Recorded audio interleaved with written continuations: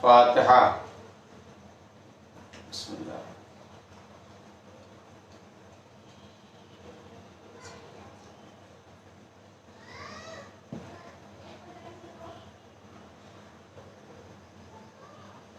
لا حول ولا قوة الا باللہ العلی العظیم۔ اعوذ باللہ من الشیطان الرجیم۔ بسم اللہ الرحمن الرحیم۔ الحمد للہ رب العالمین والعاقبۃ للمتقین، الصلاۃ والسلام علی سید الانبیاء والمرسلین، سیدنا و مولانا بالقاسم محمد، ثم الصلاۃ والسلام علی آلہ الطیبین الطاہرین المعصومین اجمعین، ولعنۃ اللہ علی اعدائہم اجمعین وغاصب حقوقہم ومنکر فضائلہم من الآن لا قیام یوم الدین۔ اما بعد فقط قال اللہ تعالی فی کتاب القرآن المجید وهو اصدق الصادقین وقوله الحق۔ بسم اللہ الرحمن الرحیم۔ ذلك الذي يبشر الله عباده الذين آمنوا وعملوا الصالحات قل لا أسألكم عليه أجرا إلا المودة في القربى۔ صلی اللہ علیہ وسلم۔ آپ حضرات گزارش ہے کہ ایک مرتبہ سورہ الحمد اور 3 مرتبہ سورہ اخلاص تلاوت فرما کر عالیہ مولانا سید ابو ذر صاحب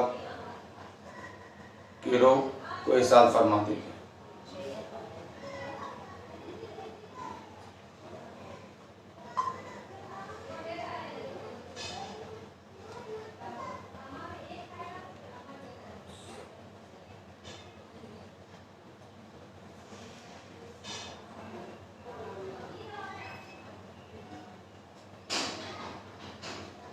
مزید ایک بار اور سورہ الحمد اور 3 مرتبہ سورہ اخلاص تلاوت فرما کر مولانا سید ابو ذر حسین صاحب ابن سید احمد حسن صاحب اور مرحومہ ممتاز فاطمہ بنت مولانا سید ابو ذر حسین صاحب کی روح کو ارسال فرما دیجیے۔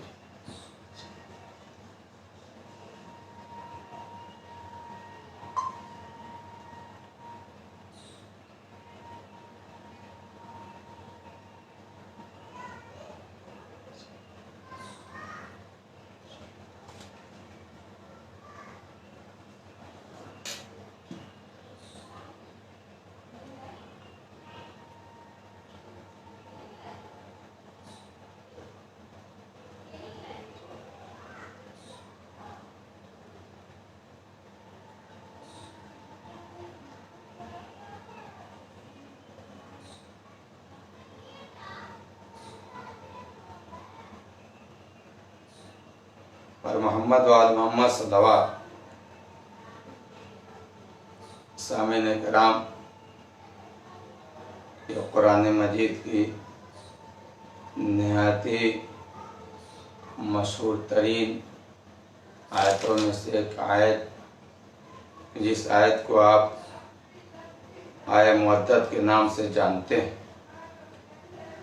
میں نے آپ کے سامنے اس آیہ مودت کے پوری آیت کی تلاوت کرنے کا شرف حاصل کیا، جس میں خداوند عالم بشارت دے رہا ہے اپنے ان بندوں کو جو ایمان لے آئے اور عمل صالح انجام دیتے ہیں۔ توجہ فرمائیں عزیزو کہ اللہ بشارت اور خوشخبری اپنے بندوں کو دے رہا ہے، تو کن بندوں کو؟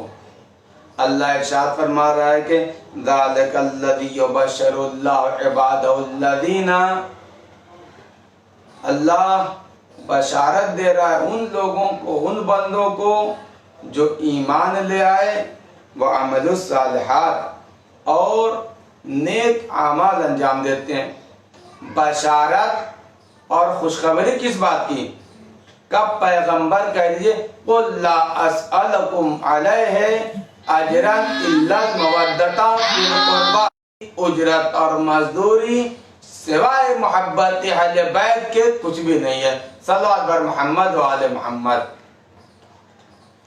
عزیزان محترم، یہ آیت مبارکہ مختصر سی، جس کو آیت مودت کے نام سے یاد کیا جاتا ہے، اور توجہ فرمائیے اس آیت مبارکہ میں پروردگار عالم نے یہ بیان فرمایا کہ پیغمبر یہ کہہ دیجئے کہ اجر رسالت کی اجرت اور مزدوری صرف اور صرف محبت اہل بیت ہے، اس کے علاوہ کچھ نہیں۔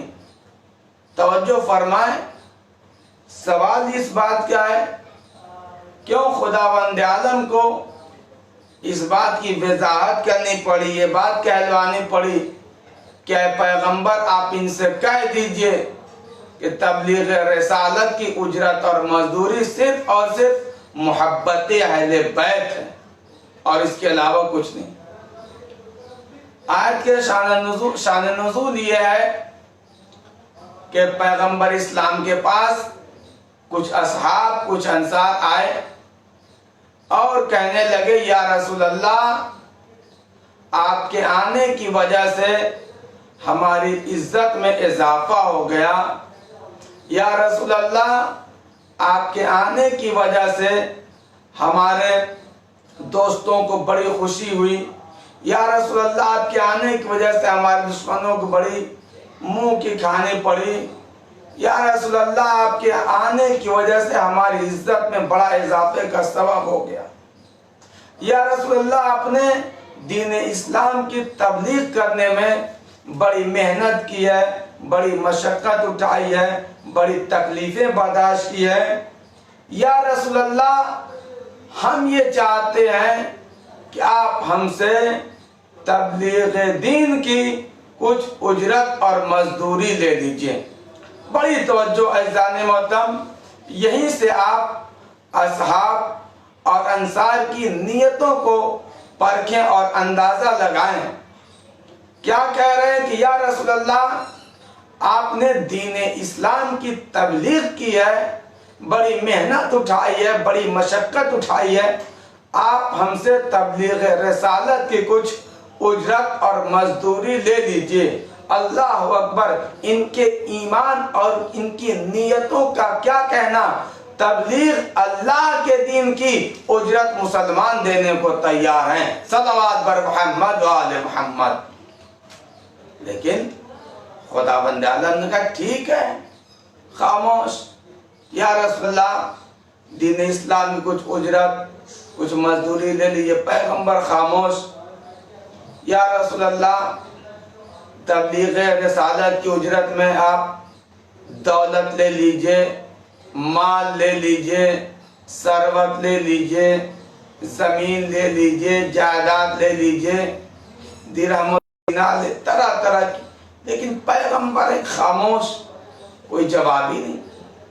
آخر یہ خاموش ہو گئے۔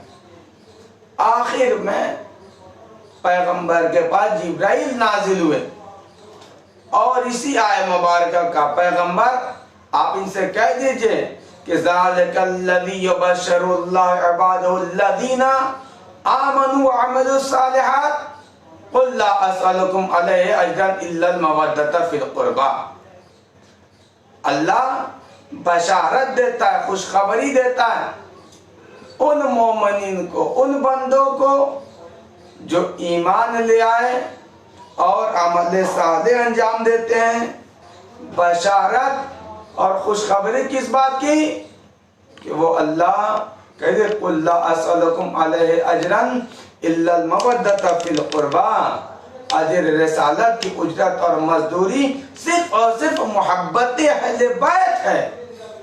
جیسے ہی پروردگار عالم نے حکم خدا سنایا، ان کے چہرے فق ہو گئے، ان کے چہرے کے اوپر پژمردگی چھا گئی اور کہنے لو دیکھو ابھی علی کو ہم سب کے اوپر ہمارا حاکم اور مولا بنا چکے ہیں، اب پورے اہل بیت کو ہم کے اوپر، ہم لوگوں کے اوپر اپنا حاکم اور مولا بنانا چاہتے ہیں۔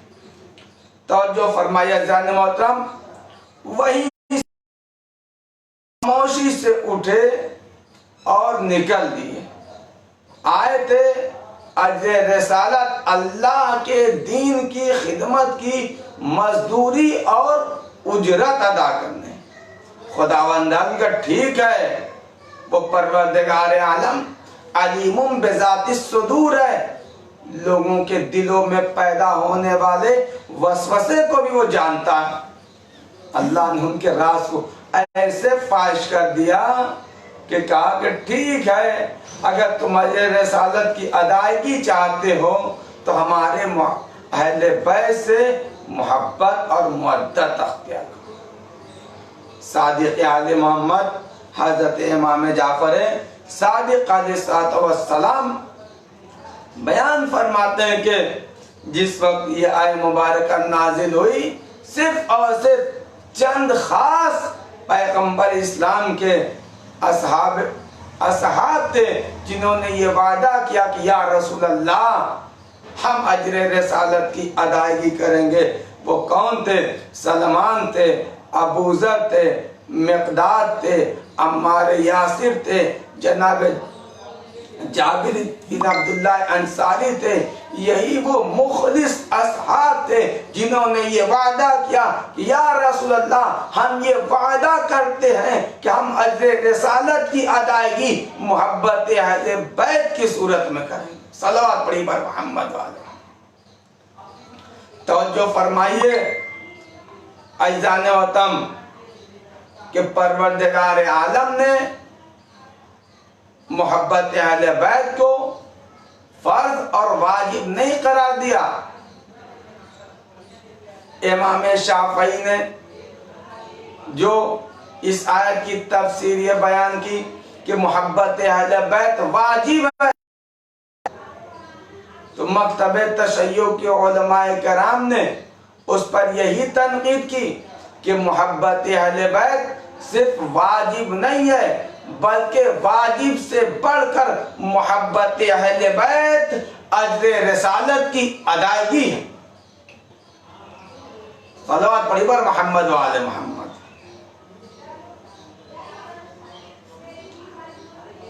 عزیزو، محبت کا دعویٰ تو ہر انسان کو ہوتا ہے، لیکن کون ہے امتی، کون ہے ایسا مسلمان جو یہ کہے کہ ہم اہل بیت سے محبت نہیں کرتے ہیں؟ لیکن عزیزو، اگر محبت ہے تو اظہار محبت بھی ہونی چاہیے. اس لیے کہ اگر صرف اور صرف دعوی محبت ہو اور اظہار محبت نہ ہو تو یاد رکھیے کہ وہ دعوی محبت جس میں اظہار محبت نہ ہو، اس سے بڑی منافقت کی کوئی جگہ ہو ہی نہیں سکتی. عزیزان محترم، اگر دعوی محبت ہے تو اظہار محبت بھی ہونی چاہیے. اظہار محبت چاہے جس بھی شکل میں ہو، اگر اہل بیت سے محبت ہے تو اہل بیت سے محبت کے اظہار کا طریقہ یہ ہے کہ اہل بیت کی محبت میں مجالسوں کا انعقاد کیا جائے، اہل بیت کی محبت میں قصیدے پڑھے جائیں، ان کی محبت میں علم نکالا جائے. ان کی محبت کہنے کا مطلب ہے کہ اگر دعوی محبت ہے تو اظہار محبت کے بہت سارے طریقے اور بہت سارے راستے ہیں. کسی صورت سے کسی راستے سے عزیزوں اظہار کرنا ہی پڑے گا. اگر صرف دعوی محبت ہو، اظہار محبت نہ ہو تو یاد رکھیے اس سے بڑی منافقت کی کوئی جگہ نہیں ہو سکتی. عزیزان محترم، اہل بیت سے محبت کرنے والے، اہل بیت کو چاہنے والے، اہل بیت کو دوست رکھنے والے ایسے ہیں کہ جن کی دنیا میں نظیر ہے، ایک شاہکار ہے، ایک مثال ہے.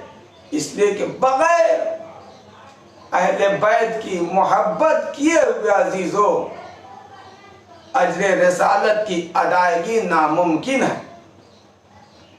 آپ توجہ فرمائیے، جس طریقے سے ایک معمولی سے مزدور سے مزدوری کرا لی جائے اور اس کی اجرت نہ ادا کی جائے تو اس چیز کا استعمال کرنا صحیح نہیں ہے.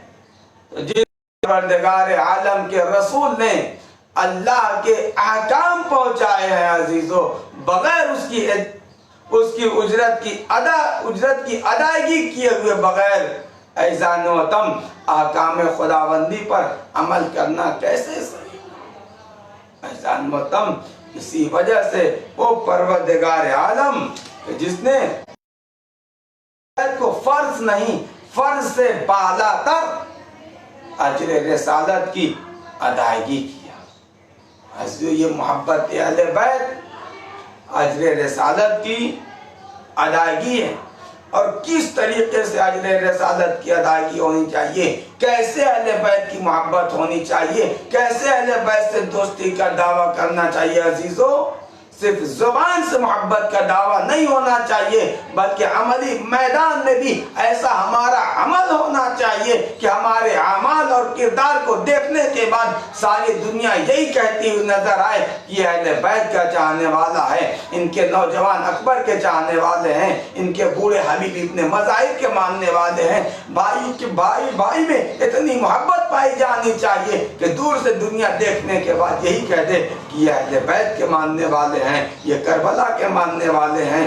یہ بھائیوں میں محبت دیکھو، انہوں نے اسی کربلا سے درس لیا ہے جہاں کربلا کے میدان میں بھائی بھائی سے محبت کے شاہکار اور نمونہ پیش کیا جائے۔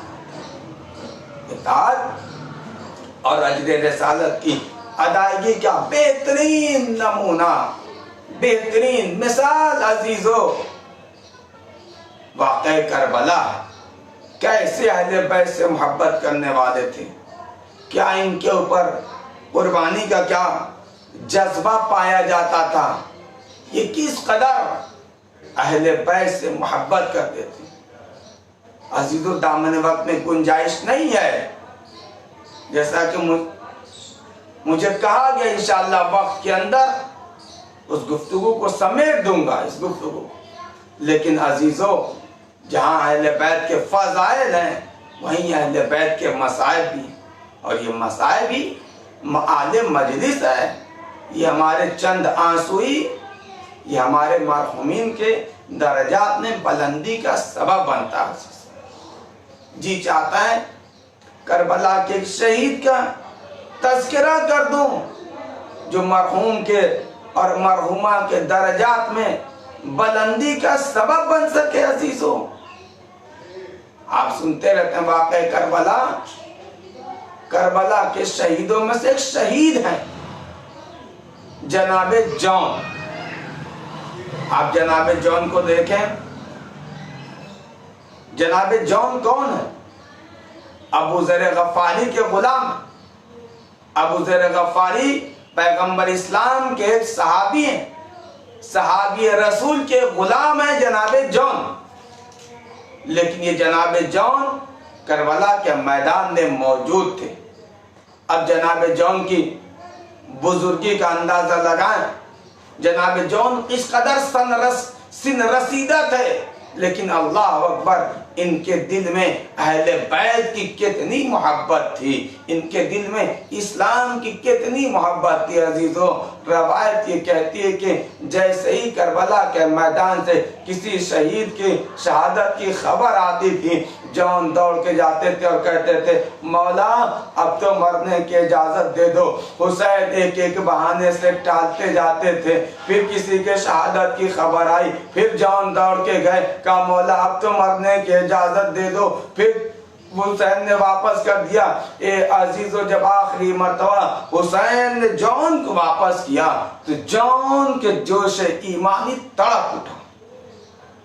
عزیزو آپ سنیں گے سوگواروں، جناب جون کہتے ہیں کہ مولا مجھے معلوم ہے مجھے کیوں جنگ کی اجازت نہیں ملتی، مجھے جنگ کی اجازت اس لیے نہیں دے رہے آپ کہ میں سیاہ فام ہوں، میں کالا ہوں، میں ایک غلام ہوں، غلام، اس لیے مجھے جنگ کی اجازت نہیں دے رہے ہیں۔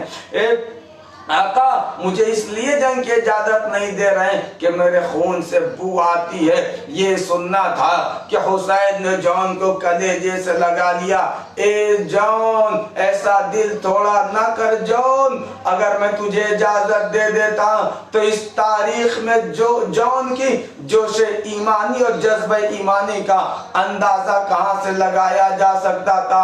اے جون تو نے کیسے کہہ دیا میں سیاہ فام ہوں، میں ایک غلام ہوں۔ اے جون میں نے تمہیں جنگ کی اجازت دے دیا، اپنا دل تھوڑا نہ کرو۔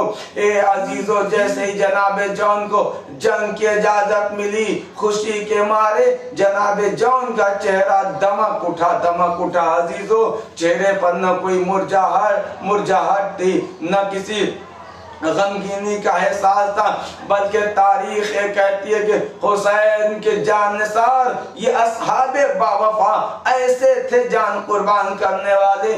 جون جیسے ہی میدان جنگ میں آنے کے بعد اپنے بدن سے پیراہن کو جدا کر دیا اور یہ کہہ کے جدا کر دیا، اے لباس مجھ سے جدا ہو جاؤ، کہیں ایسا نہ ہو کہ یہ لباس آقا کے اوپر جان قربان کرنے میں رکاوٹ بن سکے۔ اے عزیزو ایک مرتبہ جون جنگ کرتے ہوئے آواز دیتے، آقا سلام آخر قبول کیجئے۔ سوگوارو حسین جون کے کنارے، جون کے سرانے پہنچے۔ حسین نے جون کا سر اپنی آغوش میں رکھا، جون نے آہٹ محسوس کی، سر کو کھینچ لیا، کہا جون کیا بات ہے؟ کہا آقا ایک غلام کا سر آقا کی آغوش میں۔ کہا ہاں جون یہی مقام ہے کہ تمہارا سر ہو، فرزند زہرا کا آغوش ہو۔ لو عزیزو آغوش حسین میں جون نے چند ہچکیاں لی، روح قفس عنصر سے پرواز کر گئی۔ حسین نے اپنے رخسار کو جون کے رخسار سے ملایا، دیر تک روتے رہے۔ اے جون تو نے کیسے کہہ دیا میں سیاہ فام ہوں؟ اے جون تو صحیح کہ تیرے لاشے سے ایسا نور ساطع ہوگا کہ پورے کربلا کا بن روشن ہوگا۔ اے جون تجھے احساس کمتری کا وہ بڑا شکار تھا جون، تو نے کہا میرے خون سے بو آتی ہے۔ اے جون تو صحیح تیرے خون سے ایسی خوشبو پھوٹے گی کہ پورے کربلا کا بن مہکے گا، دنیا محو حیرت رہے گی کہ اس کربلا کے بن میں خوشبو کیسی آ رہی ہے۔ وآخر دعوانا الحمدللہ رب العالمین۔